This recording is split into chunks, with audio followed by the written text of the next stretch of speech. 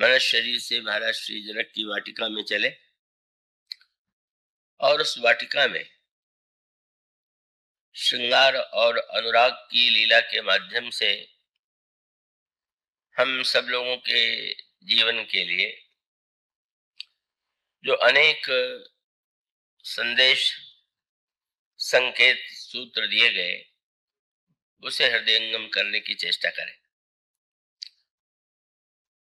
वो वाटिका जहां पर भगवान श्री राम गुरुदेव के पूजन के लिए पुष्प लेने के लिए आए, बड़ी ही अनोखी अद्भुत वाटिका थी।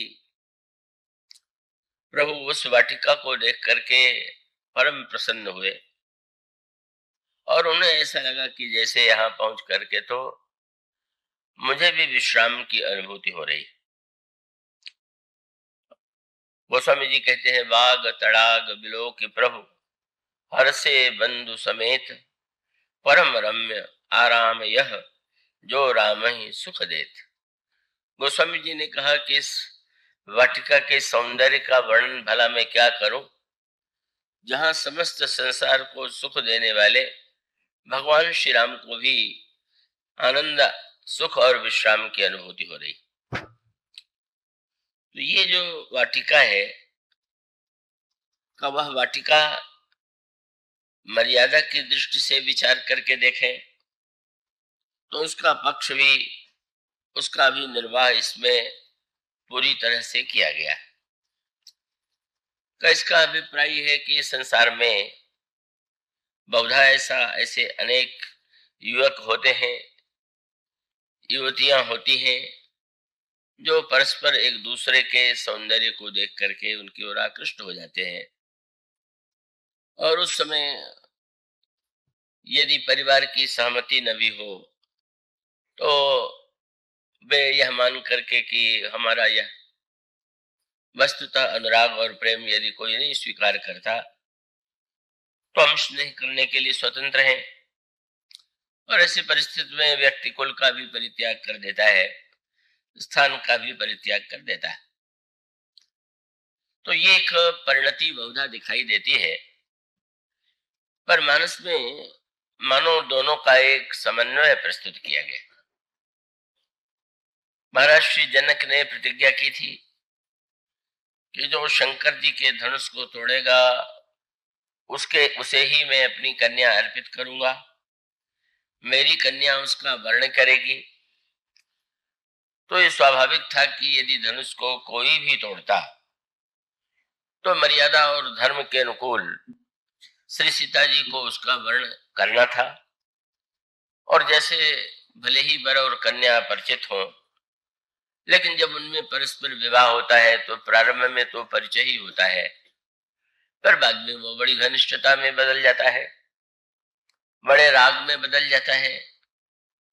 तो एक और तो वह प्रकृति है कि जहां मनुष्य के मन का जो एक काम कह लीजिए, वासना कह लीजिए, श्रृंगार कह लीजिए, वह व्यक्ति को प्रेरित करती है कि जिसके प्रति उसका अनुराग है, आकर्षण है, हम उसे ही स्वीकार करेंगे।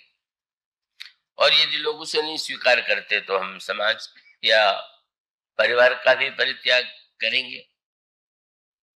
तो अब दोनों ओर एक एक समस्या है।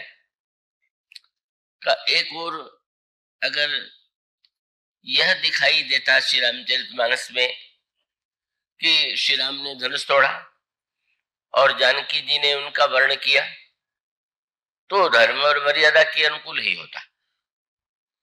लेकिन जैसा कि स्वाभाविक है कि इसका अर्थ यह है कि श्री सीता जी और श्री राम का परस्पर कोई अनुराग नहीं था, अपितु धर्म और मर्यादा के नाते उन्होंने एक दूसरे के संबंध को स्वीकार किया और मर्यादा का पालन किया।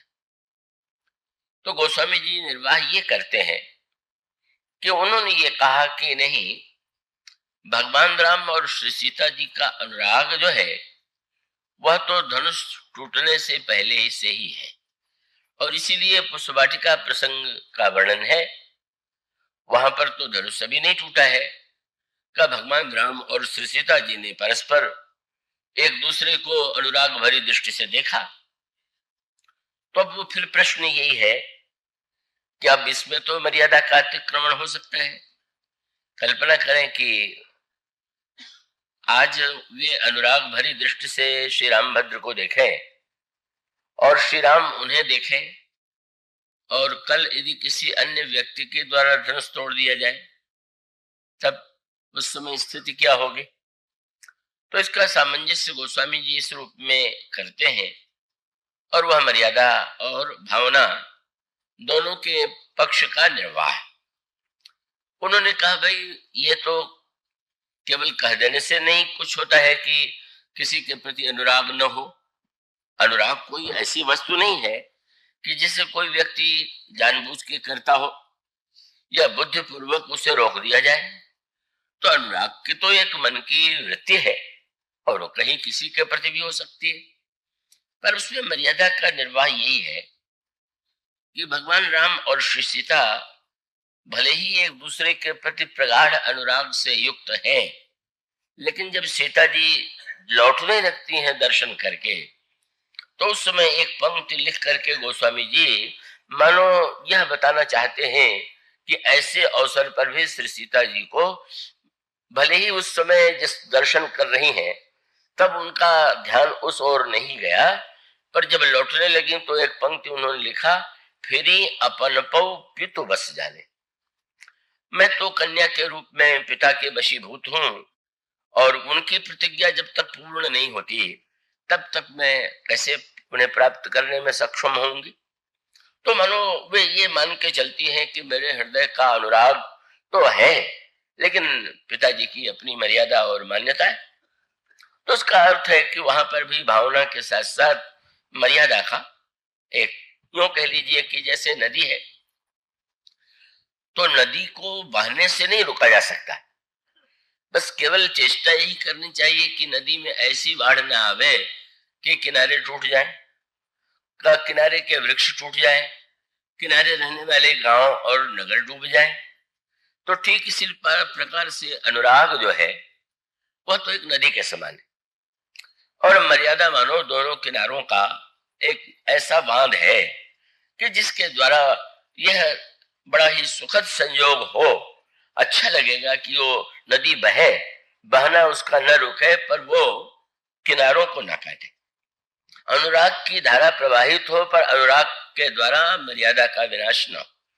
और इसलिए वह किनारा यहाँ पर दिखाई दे रहा है कि वे श्री राम के प्रति का अंतर हृदय में पूरी तरह से समर्पित होने पर भी यह मान लेती हैं कि अंततो गत्वा तो पिताजी की जो इच्छा है और उनका जो उनकी प्रतिज्ञा है उसकी पूर्ति के बिना तो मैं इन्हें प्राप्त करने में सक्षम नहीं।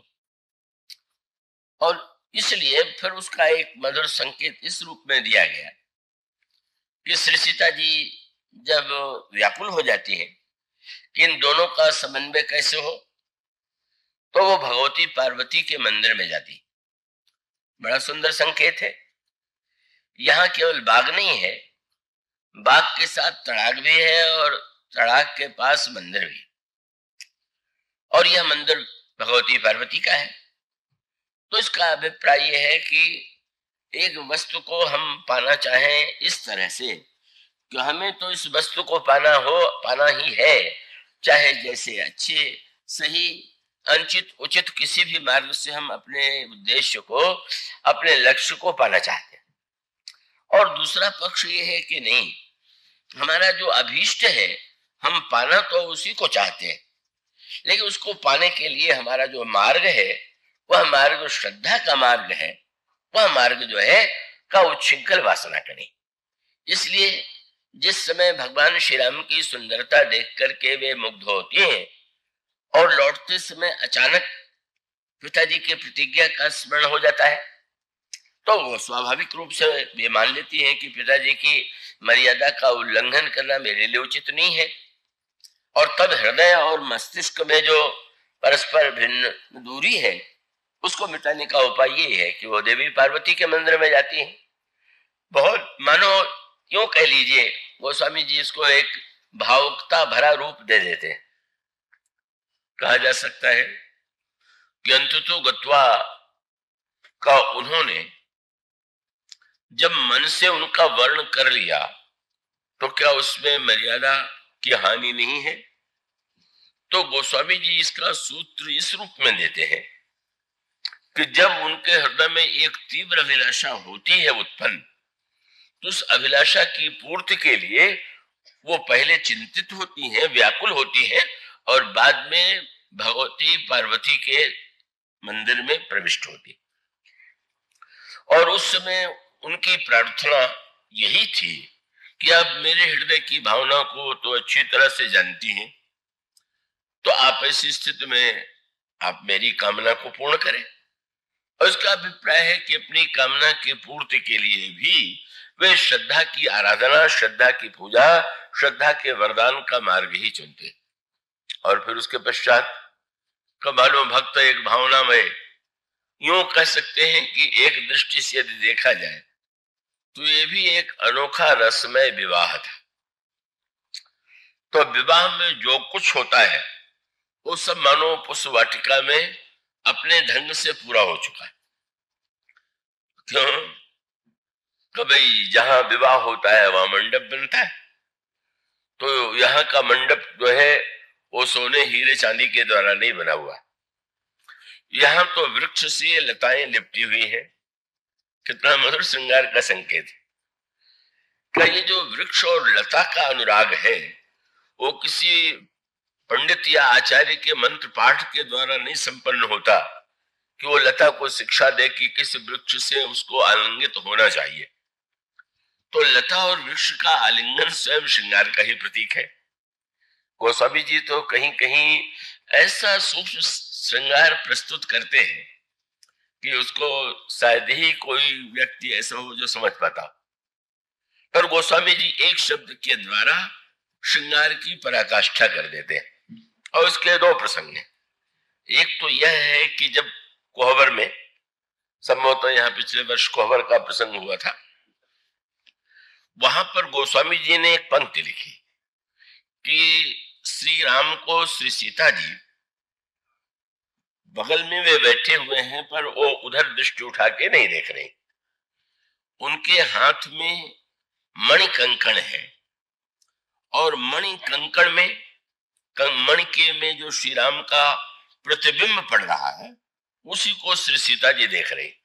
ऐसा लिखा, निज पानी मणिमह देखी अति मूर्ति स्वरूप निधान की, चालती न भुज बल्ली विलोकन विरह भय बस जान की। लेकिन इसमें एक शब्द श्रृंगार की पराकाष्ठा है। मैं आशा करता हूं कि आप लोग पूरी तरह से जब इतना कष्ट करके इस गर्मी में आप आए हैं तो समय का पूरा सदुपयोग करेंगे।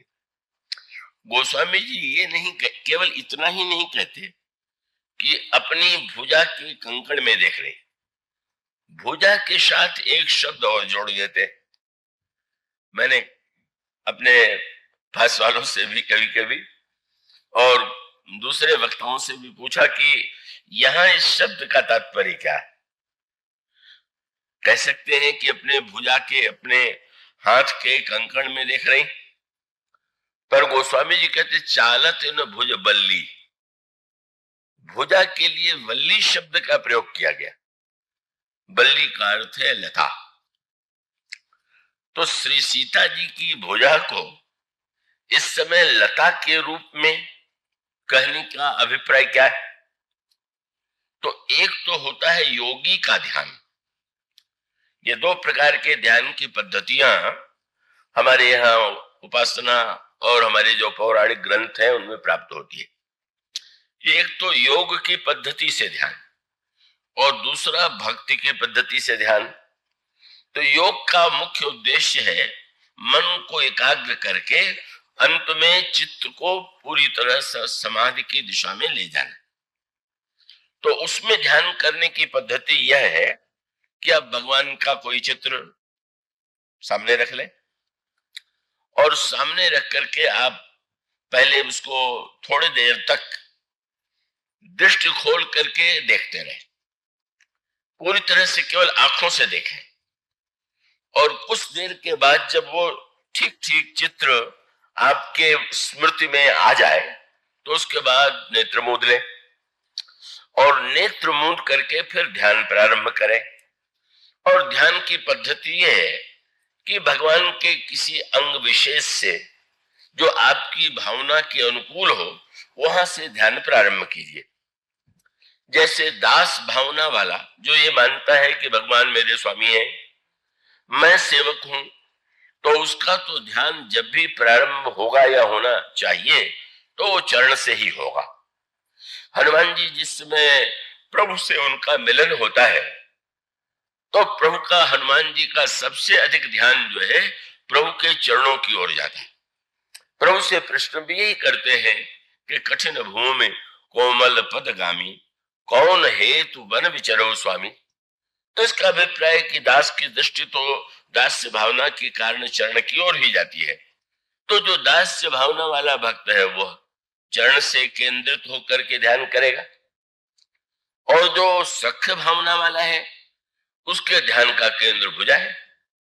विभीषण जी जब भगवान राम का दर्शन करते हैं तो गोस्वामी जी ने जो सूत्र दिया वो यही है कि दूर ही ते देखो दो भ्राता नैना आनंद दान के दाता भुज प्रलंब। भगवान राम की भुजाएं बड़ी लंबी, और उसका अभिप्राय क्या? मित्रता के नाते में भुजा का सबसे अधिक महत्व है।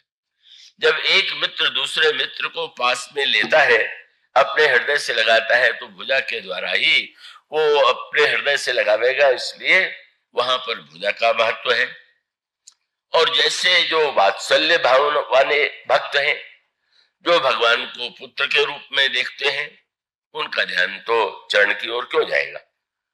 उनका ध्यान भुजा की ओर मुख्य रूप से नहीं जाएगा। उनका तो सरल में अंक बदन छवि सीवा, भगवान श्री राम का मुख कैसा है।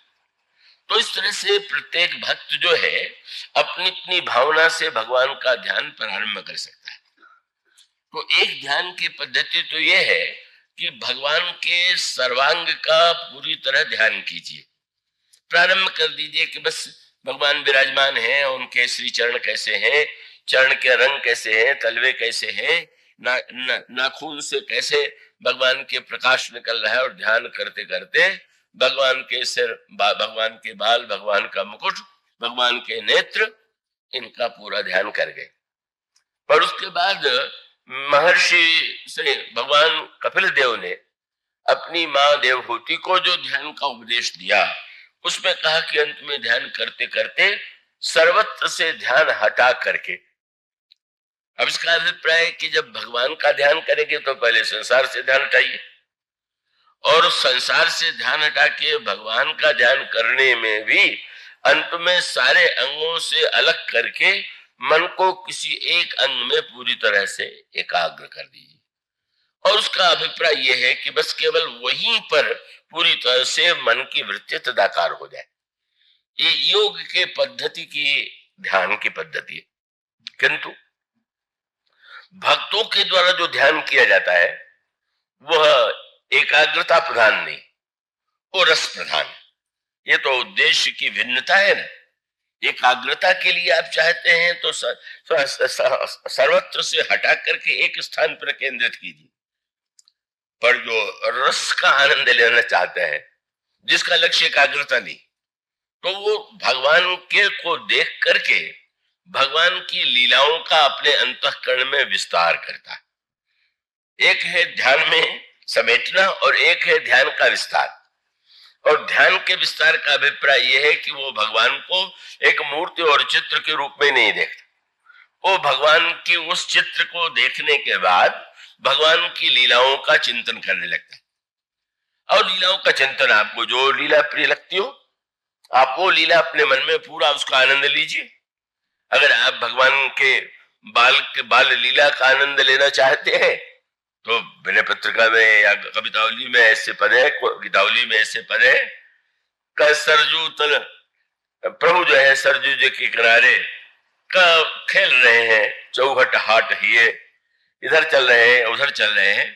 तो अब इसमें आनंद ये है कि जब भगवान अयोध्या की गलियों में निकल रहे हैं तो आप भी उन बच्चों में अपने को सम्मिलित कर लीजिए, और आप ऐसा ध्यान कीजिए कि आप भी उनके साथ, जिधर जिधर प्रभु जा रहे हैं उधर उधर आप भी जा रहे हैं। तो ये मानो एक ध्यान की पद्धति है।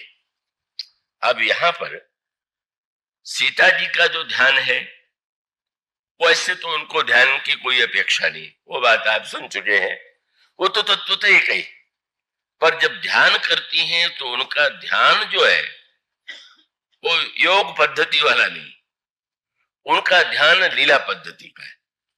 तो इसका अभिप्राय है कि सीता जी ने जब अपने हाथ के कंकण में श्री राम का रूप देखा, तो आप एक तो यह है कि बस देख रही हैं कि श्री राम का ये रूप, लेकिन ये बल्ली शब्द कह करके गोस्वामी जी ने श्रृंगार की पराकाष्ठा कर दिया। अब इसको ग्रहण करने के लिए विदेह वृत्ति तो होनी चाहिए। इसका अभिप्राय कि श्री सीता जी जब अपने भुजाओं की तुलना लता से करती, तो मानो उस समय श्री राम साक्षात तमाल वृक्ष है और मैं अपनी भुजाओं के द्वारा उनका आलिंगन कर रहे हूं। वो ध्यान जो है वो पूरा शुद्ध लीला परक है, शुद्ध लीला रस का। ये नहीं देख रही, उनको तो सब कुछ दिखाई मानो ध्यान के साथ। श्री राम से अभी तो वो अयोध्या जाएंगी और परस्पर वार्तालाप या लोक रीति होगी, पर मानो इस ध्यान में बैठी हुई ही वो बिल्कुल चालत न भुजबल्ली का जैसे लता वृक्ष से आलिंगित हो, दोनों एक दूसरे से श्री सीता जी उस ध्यान में श्री राम को अपने आलिंगन पाश में बांध करके उसका अनुभव कर रही, आनंद ले रही। और उसी तरह से अब वहीं तक थोड़ी है, परस्पर उनसे बात वार्तालाप भी हो रहा है। बाहर वालों को तो केवल रूप ही दिखाई देगा, पर श्री सीता जी आलिंगन, और ये उसको श्री किशोरी जी ने रावण के सामने कह दिया। रावण ने जब श्री सीता जी से कहा कि तुम इतनी सुंदरी हो और उस राजकुमार की ओर तुम्हारे आकर्षण का क्या अर्थ है, उसमें क्षमता नहीं है और तुम्हें ले भी नहीं जा सकता, और तुम जानती हो कि मंदोदरी सहित जितनी रानियां हैं वो तुम्हारी दासी बनकर के सेवा करेंगी, तो तुम एक बार कि मेरी ओर देखो। कह रावण सुन सुमुख सयानी, मंदोदरी आदि सब रानी, तब अनुचरी करो परमोरा, एक बार बिलोक मम ओरा। एक बार तुम दृष्टि उठा करके मेरी देखो। श्री सीता जी ने क्या किया, एक तिनका हाथ में ले लिया और उसे सामने रख करके जो उन्होंने वाक्य कहे उसमें एक अनोखी बात कही कि रावण ने ये कह दिया कि अगर तुम मेरी बात नहीं मानोगी तो ये तलवार जो है उससे मैं तुम्हारी गर्दन काट दूंगा। उसमें श्री सीता जी ने कहा कि रावण तुम अच्छी तरह समझ लो, अरे दुष्ट रावण, खल सूने हरि आने से मोही, तू अपने आप को बड़ा बलवान कहता है, अगर तुझमें सचमुच बल होता तो क्या हमारे प्रियतम को तू चुनौती देकर के उनसे युद्ध नहीं कर सकता था? तू अत्यंत कायर है, क्षुद्र है, और चोरी से तो मुझे हरण करके ले आया, और तू तो महान निर्लज्ज है। सठ सूने हरि आने से मोही, अधम निर्लज्ज लाज नहीं तो ही। और साथ साथ कह दिया कि हाँ, मेरे कंठ में तो दो ही वस्तुएं आ सकती, कौन सी? बोले श्याम सरोज दाम सब सुंदर। गले में क्या पहना जाता है? माला। तो श्री सीता जी ने कहा कि संसार की मालाओं को अपने कंठ में धारण करने का मुझे अभ्यास नहीं, उस माला को धारण भी मैं नहीं करना चाहती।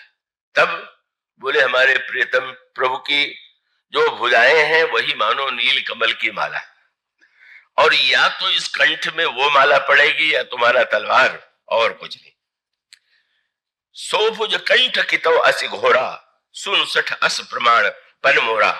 मानो उस समय भी श्री किशोरी जी उस भावना में डूबी हुई हैं कि किस प्रकार श्री रामभद्र उनके कंठ में अपनी भुजाएं डाल करके बड़े स्नेह से उनसे परस्पर वार्तालाप करते थे। तो वस्तुतः ये जो संकेत है, इसका अभिप्राय तो मानो यही है कि इस ध्यान में तो सब कुछ लीला चल रही, बाहर तो अभी कोहबर में है, उसके पश्चात विदाई होगी, अयोध्या जाएंगे और वह अयोध्या में मिलन होगा, फिर वो अंतर मन में तो उतने मात्र से ही श्रृंगार की पराकाष्ठा है, और उस श्रृंगार की उस पराकाष्ठा में मिलन रस का अनुभव वो स्वामी जी कराते।